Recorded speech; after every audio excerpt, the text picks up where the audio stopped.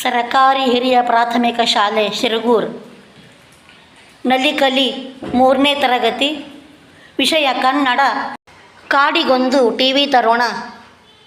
ಪಾಠದ ಪ್ರಾಣಿಗಳ ಪಾತ್ರಾಭಿನಯ.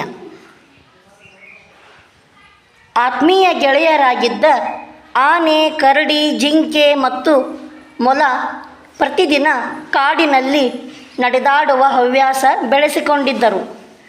ಹೀಗೆ ಒಂದು ದಿನ ಒಟ್ಟಿಗೆ ಸೇರಿದಾಗ ಮೊಲ ಏನೋ ಆಟ ಆಡಲು ಹೋಗಿದ್ದೇನೋ, ಇಲ್ಲ ಎಲ್ಲರೂ ಬೇರೆ ಏನೋ ಕೆಲಸದಲ್ಲಿ ಇತ್ತು ಅನಿಸುತ್ತೆ. ಏಕೆ ತಡವಾಗಿ ಬಂದೆ ಮೊಲ?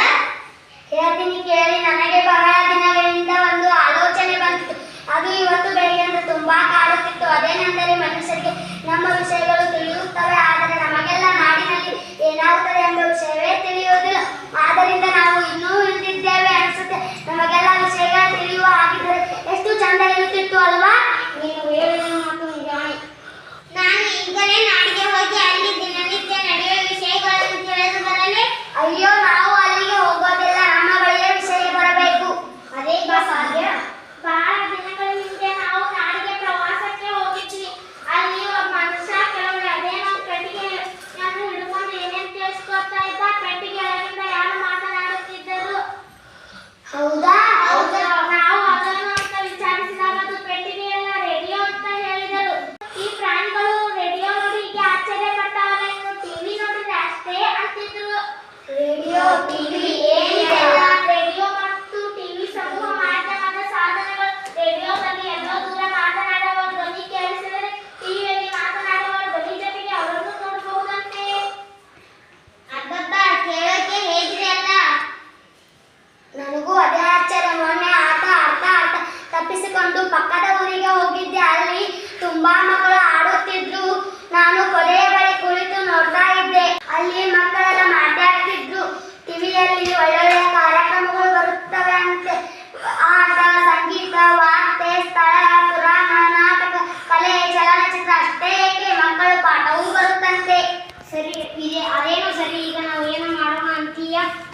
ನಾವೆಲ್ಲ ಒಟ್ಟಾಗಿ ಮುರುಘರಾಜನ ಸಿಂಹದ ಬಳಿ ಹೋಗಿ ನಮ್ಮ ಕಾಡಿಗೊಂದು ಟಿವಿಯನ್ನು ತರುವಂತೆ ಕೇಳೋಣ. ಆಗ ಎಲ್ಲ ಪ್ರಾಣಿಗಳು ಟಿವಿ ನೋಡ್ತಾ ಮನರಂಜನೆ ಪಡೆಯುತ್ತಾ ಸಂತೋಷದಿಂದ ಬದುಕಬಹುದು. ಸರಿ, ಈಗಲೇ ಮುರುಘರಾಜನ ಬಳಿ ಹೋಗೋಣ.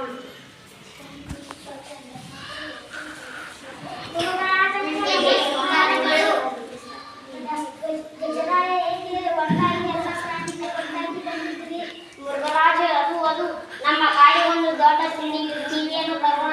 ಅದರಲ್ಲಿ ಆಟ, ಪಾಠ, ಸಂಗೀತ, ಕಲೆ, ನಾಟಕ, ಚಲನಚಿತ್ರ ಅಷ್ಟೇ ಅಲ್ಲ, ದಿನನಿತ್ಯ ವಾರ್ತೆಯೂ ಬರುತ್ತದೆ.